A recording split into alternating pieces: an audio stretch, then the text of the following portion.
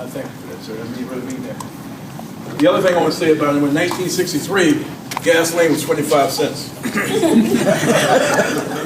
Loaf of bread, that's about 15 cents. Daisy cake was 12 cents, right? Anybody remember back that far? I can remember 1963 was very significant for me. And I believe it was a turning point for me, sir, because 1963, I remember coming home from school watching my grandmother and my aunts cry. That was the year that our president was assassinated, November 22nd, 1963. I'll never forget that time. And here's a man who started his career in law enforcement. Made it through to 1968 was another significant time for me. I lived in Gary, and I remember seeing the military and the police operate in a way I'd never seen police operate with riot gear and helmets.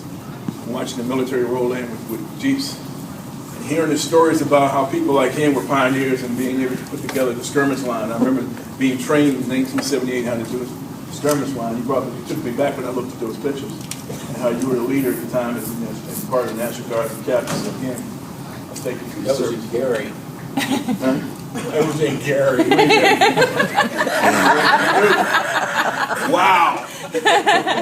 So he may have been one of the people I saw, but he had a change in effect on me. My dad was in the joined the police department in 1968. So having seen that transition made me realize then that the seed was planted.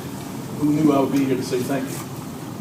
But I think it's important that you continue to do this. It's a legacy in this department that I find interesting, and people keep coming back and they stay around, and that's important. The institutional knowledge may leave, but we keep coming back in the right. Lieutenant Pierce, glad to see you. Darryl Pierce is in the house. So I just want to say, keep coming back.